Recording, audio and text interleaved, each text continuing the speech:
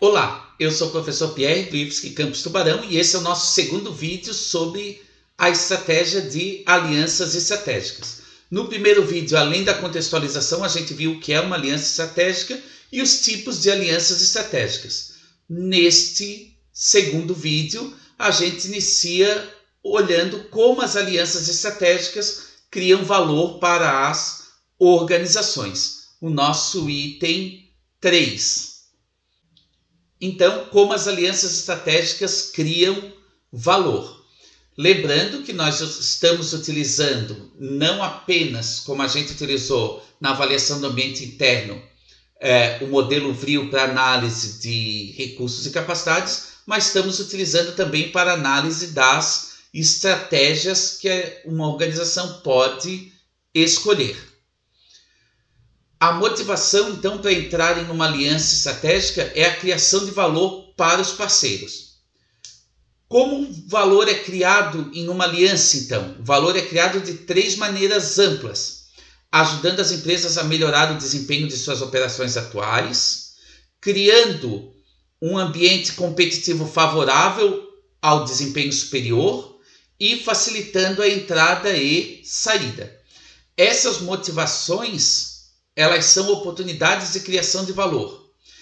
Se as fontes de criação de valor e ganhos com o comércio não puderem ser identificados em uma aliança, os gerentes devem ser cautelosos ao entrar nessa aliança.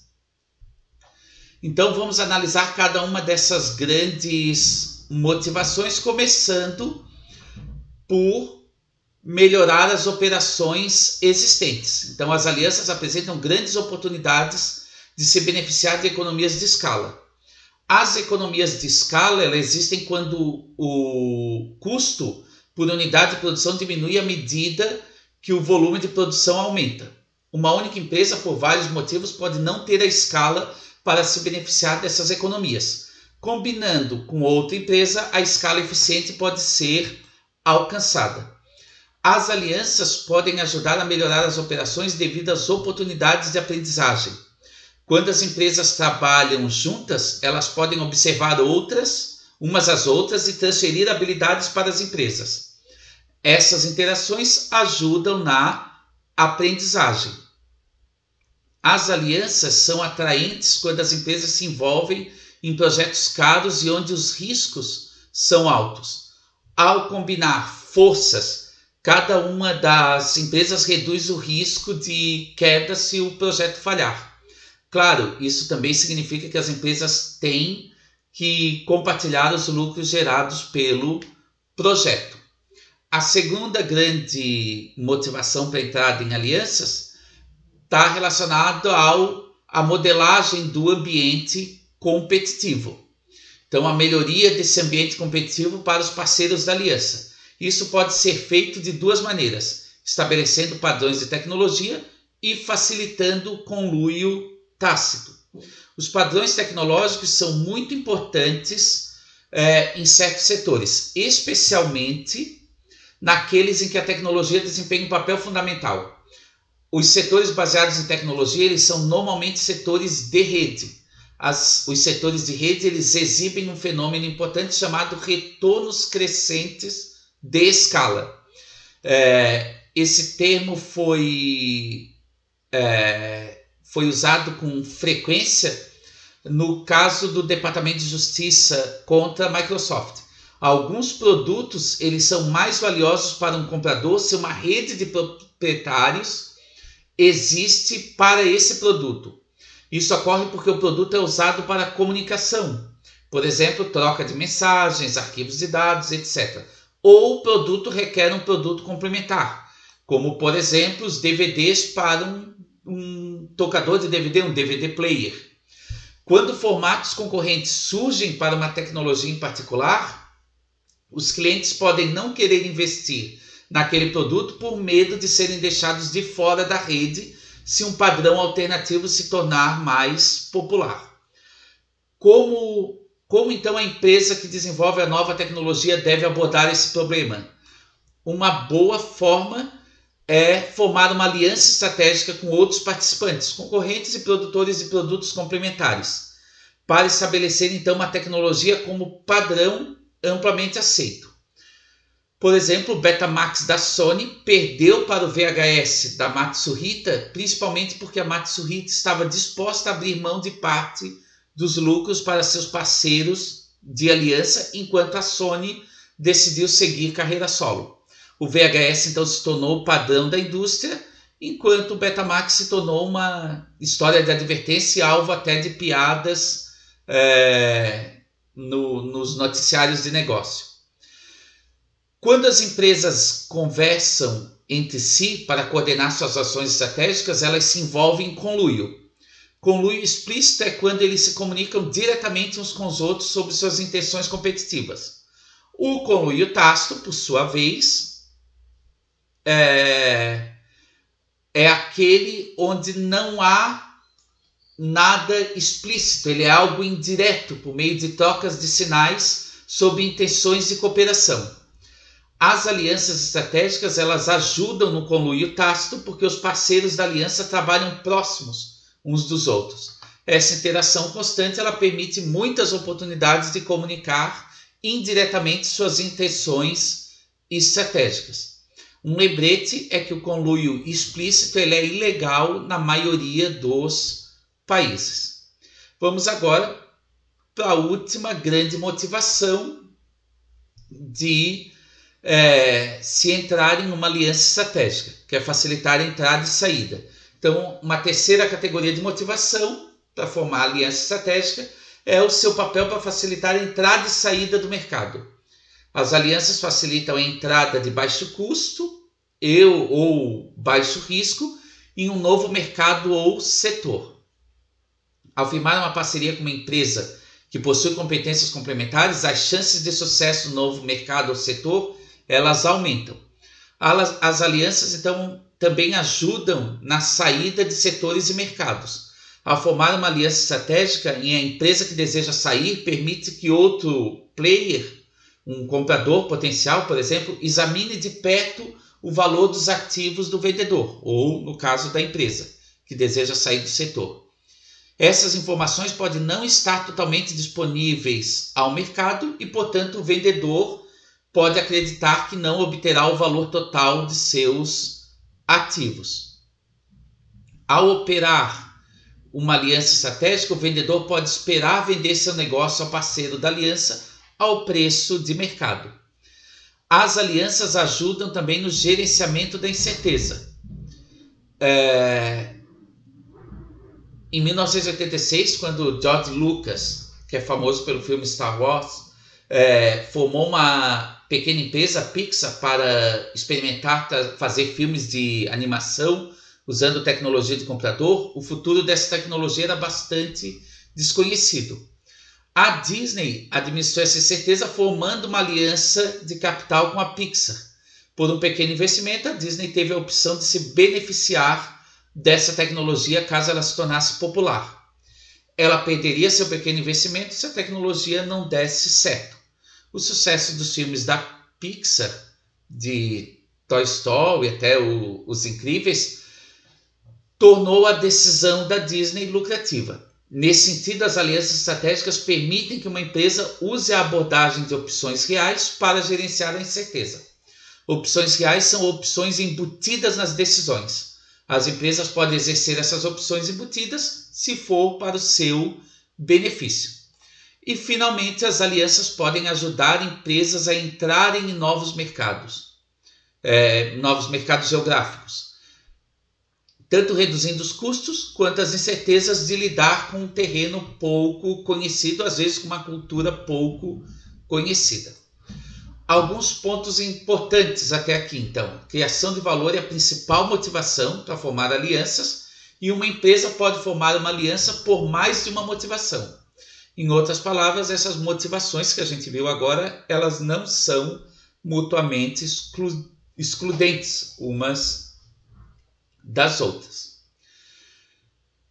Diferente das estratégias anteriores, que a gente passa da questão do valor para a questão da vantagem competitiva sustentável da estratégia, ou seja, raridade e imitabilidade, a gente tem um novo tópico aqui que está relacionado às ameaças em alianças, ou seja, os incentivos que as organizações têm para trapacear em alianças estratégicas. Então, dados os enormes benefícios que as empresas podem obter com a formação de alianças estratégicas, conforme a gente viu anteriormente, por que um grande número de alianças acaba falhando? Claramente, as alianças podem falhar porque o potencial de criação de valor pode ter sido superestimado para começar a aliança. No entanto, também existe uma segunda possibilidade. As alianças podem falhar porque um parceiro da aliança trapaceia. Isto é, não coopera de uma forma que maximize o valor da aliança. Um dos principais desafios para a estratégia de aliança estratégica bem-sucedida é que os parceiros muitas vezes enfrentam fortes incentivos para desviar o valor criado dentro de uma aliança. Esses desafios eles surgem principalmente devido às dificuldades de acompanhamento das ações de outros parceiros.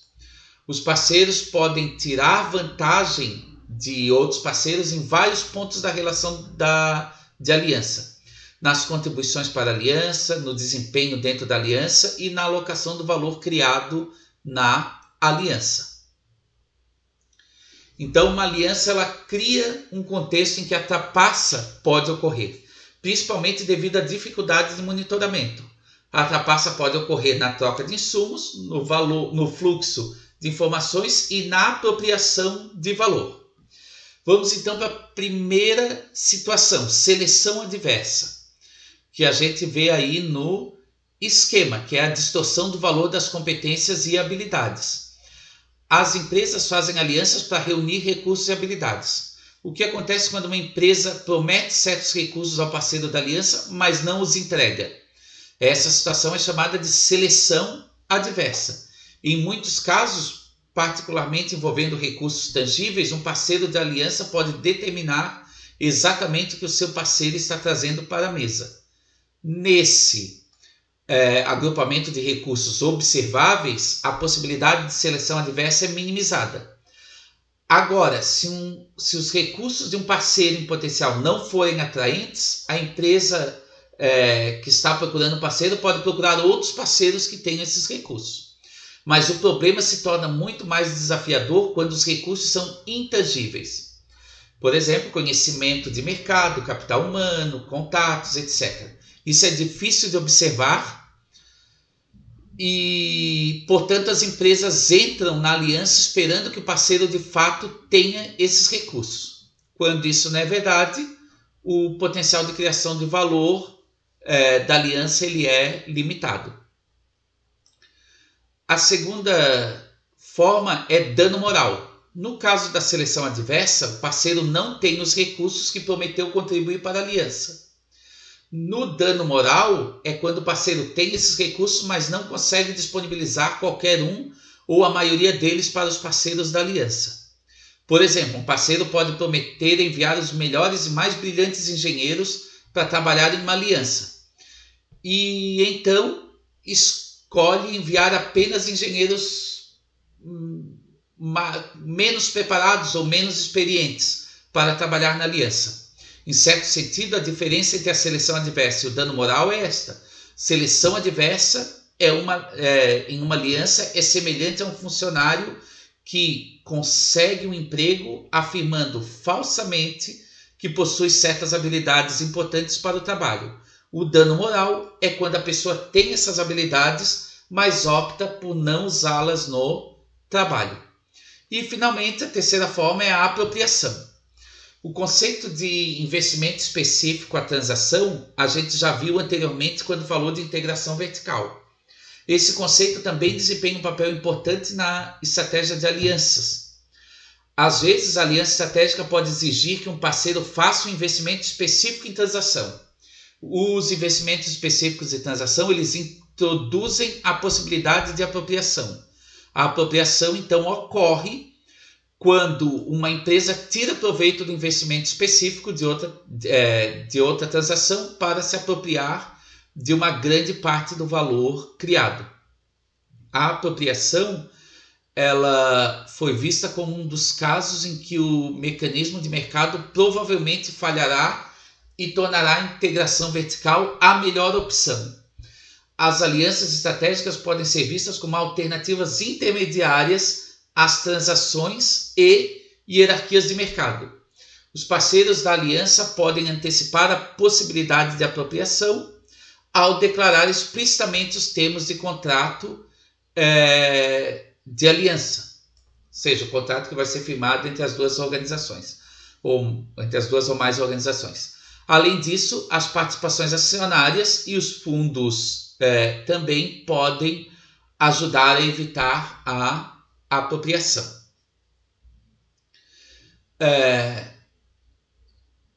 Observando as três formas de trapaça de uma aliança, a gente entra então no próximo item, que são as alianças estratégicas e a vantagem competitiva sustentável. Então, alianças estratégicas e vantagem competitiva sustentável. Dado o grande número de alianças estratégicas anunciadas regularmente na imprensa de negócio, é claro que as alianças por si só não são raras, mesmo dentro de um setor qualquer. No entanto, não é a criação de alianças estratégicas que deve ser analisada. Em vez disso, o que torna uma aliança rara é a motivação para formar a aliança e o tipo de recursos que os parceiros reúnem para formar essa aliança. Por exemplo, digamos que várias empresas no setor façam alianças estratégicas independentes. Imagine que apenas uma empresa entre em uma aliança para fins de aprendizado. Ela coopera com outra empresa que possui recursos valiosos a oferecer na área de aprendizagem. Isso tornaria essa aliança rara. Nos casos em que há apenas algumas empresas com determinados recursos, as empresas que fazem parceria com essas organizações criam uma aliança rara. Embora as alianças como tais não sejam raras, sua raridade deve ser avaliada com base nos ganhos com o comércio, com a transação gerados na aliança. As sinergias privadas, elas referem-se a sinergias que existem entre um conjunto de partes que não existem ou entre qualquer outro conjunto de partes. Por exemplo, duas empresas podem ter engenheiros-chave de P&D que eram muito próximos na faculdade. Existe uma sinergia entre esses dois engenheiros que não existiria em nenhum outro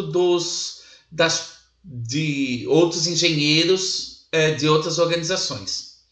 Essa aliança seria então rara e cara de imitar.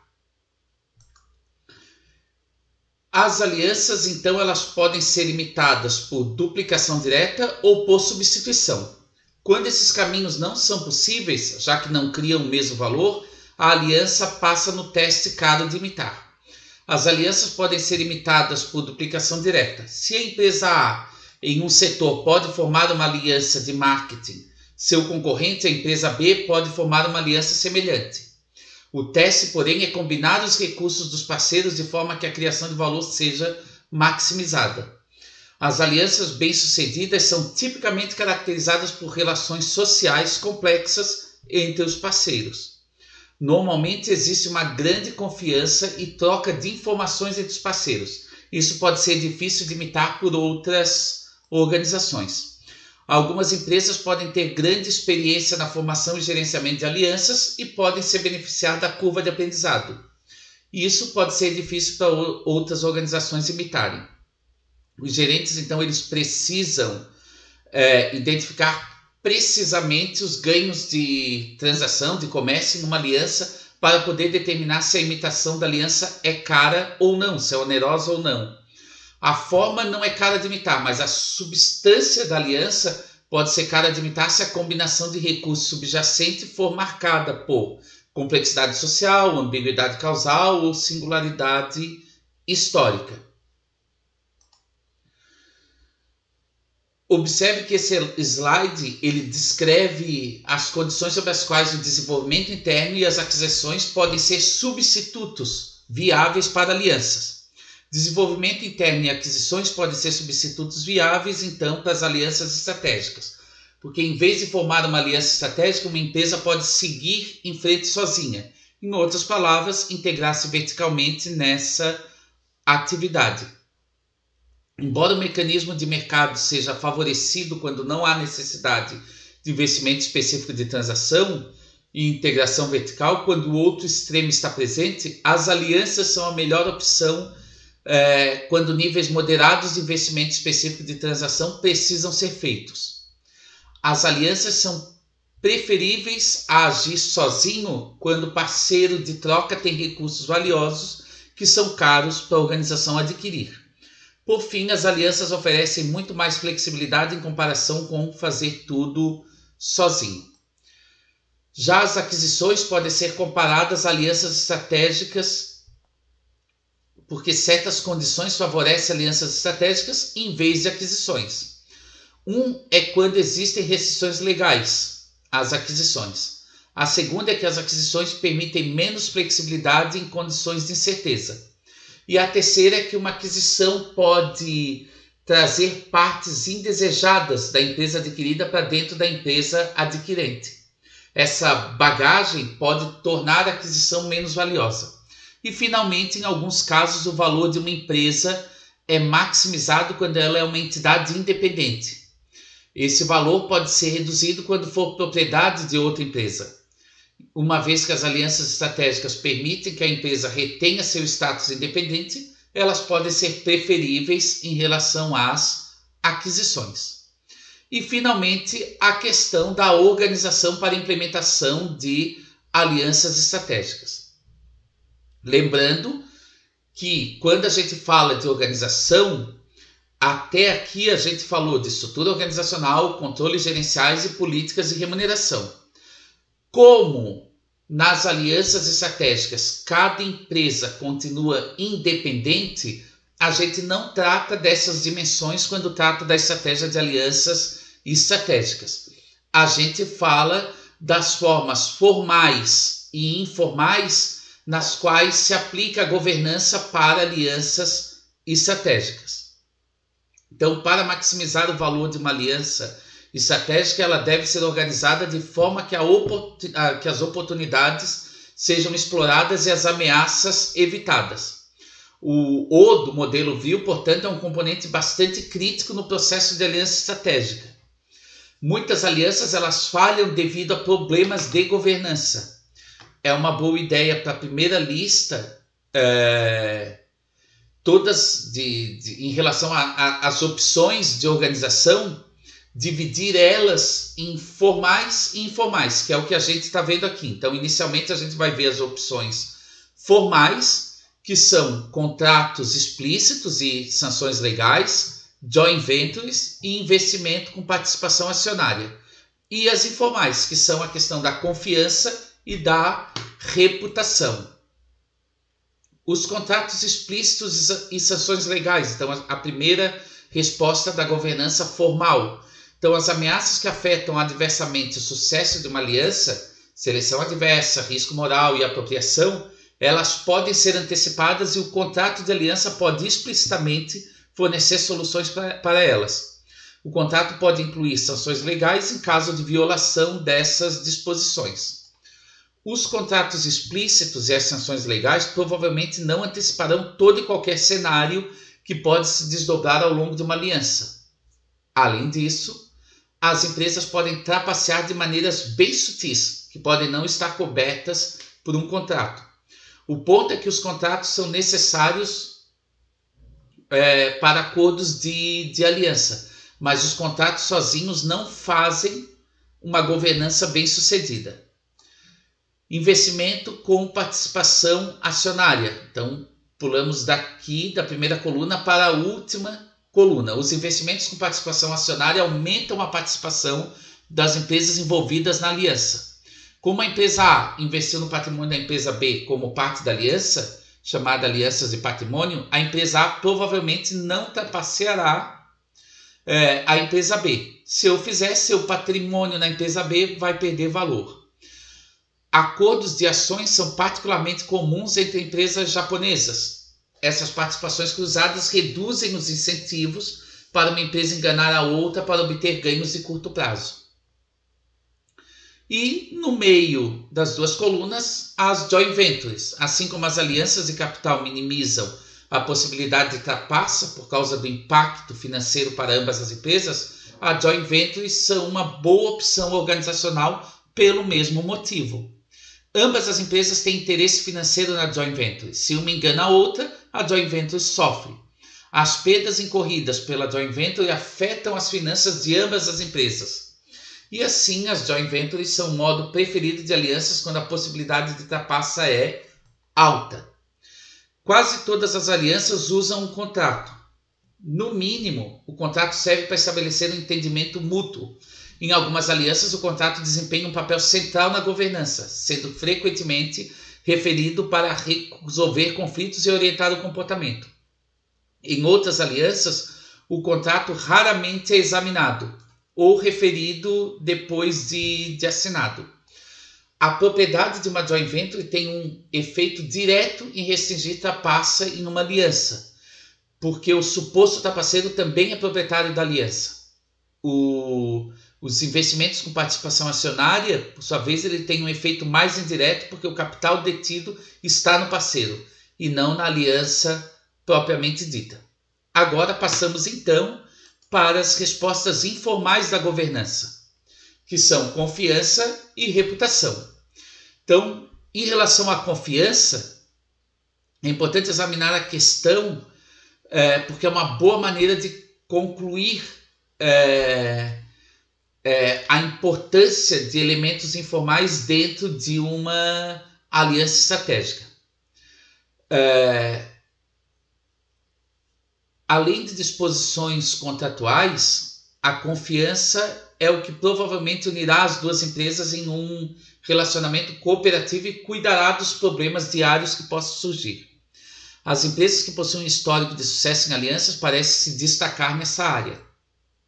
A pesquisa sugere que confiança em uma aliança pode servir como substituto para mecanismos de governança mais formais, como contratos. Embora quase todas as alianças tenham contrato, o papel do contrato na aliança pode variar muito, desde ser invocado quase que diariamente, até nunca ser referenciado depois de assinado. Nas alianças em que o contrato raramente é olhado após a criação da aliança, os relacionamentos de confiança são usados para orientar o comportamento dos parceiros. Um dos maiores benefícios da confiança em uma aliança é que ela pode permitir que os parceiros busquem oportunidades que seriam economicamente inviáveis na ausência de confiança. Suponha que dois parceiros com sede nos Estados Unidos, um com sede nos Estados Unidos e outro com sede na Bolívia, reconheçam uma oportunidade de desenvolver um novo medicamento baseado em uma planta rara que foi encontrada apenas em áreas remotas da floresta boliviana. Um parceiro tem a capacidade de encontrar e colher a planta e o outro tem a capacidade de fabricar e comercializar o medicamento. Nenhum dos parceiros pode desenvolver com sucesso um novo medicamento sem o outro. Na falta de confiança, esses parceiros teriam que contar com contratos e monitoramento que seriam caros devido à distância geográfica entre as operações. Uma análise cuidadosa mostra que se os parceiros tiverem que incorrer nesses custos de governança, é improvável que a aliança seja lucrativa. Os parceiros escolheriam, então, racionalmente não buscar aliança. No entanto, se eles pudessem contar com a confiança entre eles, a aliança provavelmente seria lucrativa. E o segundo item é a reputação. Se uma empresa busca usar a aliança estrategicamente como meio de competir em seu setor, é desnecessário dizer, que ela deve manter a reputação de ser um parceiro confiável. Se maximizar seu valor em uma aliança específica por meio de trapaça, é improvável que encontre empresas dispostas a fazer parceria com ela no futuro. Cabe uma empresa para manter a sua reputação de modo a não excluir a possibilidade de formar alianças no futuro. Essa ameaça, a de reputação manchada, é provavelmente que tenha um efeito maior em alguns casos do que o que está contratualmente escrito. E finalmente aqui a gente tem as 5 respostas da governança. Esses arranjos organizacionais não são mutuamente excludentes. A maioria das empresas conta com uma ou mais dessas opções. E esses arranjos podem ser fontes de vantagem competitiva se atenderem os critérios do modelo VRIO. Do ponto de vista da imitabilidade, reputação e confiança podem ser fontes de vantagem competitiva sustentável, uma vez que elas são onerosas de imitar. Assim, a gente fecha o estudo sobre alianças estratégicas. O nosso próximo estudo está relacionado a fusões e aquisições. A gente se vê então no próximo vídeo e até mais.